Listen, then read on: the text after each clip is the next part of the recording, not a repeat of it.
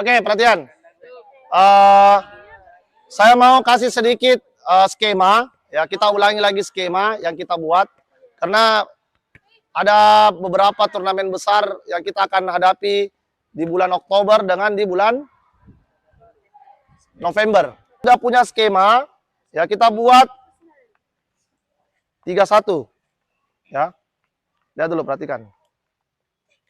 1 angkor, 2 flank, 1 pivot.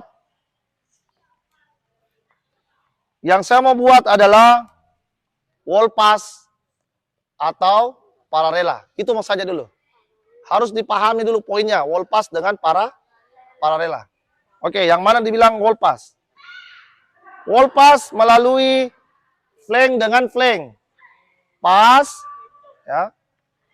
Datang ke tengah, ada wall pass. Oke. Ini flank dengan flank, ya. Wall pass, angkor dengan flank. Pas, datang, naik, lewat belakang, punggung, kembali. Ya, jadi dia naik dulu, setelah itu kembali lagi, minta wall pass, go. Oke. Angkor dengan flank. Wall pass, pivot dengan flank.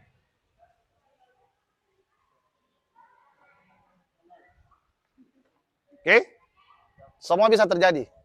Bisa jadi angkor, bisa dari flank, bisa dari pivot. Tergantung situasi. Jadi tidak semua dalam satu kali main kita satu babak, tidak semua terpakai. Ya, kadang yang berhasil flank dengan flank atau pivot dengan flank. Ya. Kalau angkor, ya berarti kita harus punya angkor yang begitu dia naik bisa lagi kembali cepat turun, karena kita butuh angkor yang punya bermain dengan kecepatan. Oke. Selanjutnya yang kedua parallela. Ya. Parallela dengan flank. Pas, lawan datang, minta masuk seperti wall pass, tapi kalau tidak dikasih kita buat parallela. Balik badan, kasih parallela. Oke? Atau yang biasa kita sebut true pass. True artinya melewati. Ya, melihat siapa yang dilewati? Lawan. Oke? Flank dengan flank. Ya. Dan dikasih buka true pass, ya. Yang kedua, angkor dengan flank. Pas, naik, minta lagi, seperti wall pass, tidak dikasih, bikin lagi parallela. Paham? Jadi dia naik kayak bentuk huruf N. Ya. Naik, turun, minta, baru naik lagi. Paham? Ya.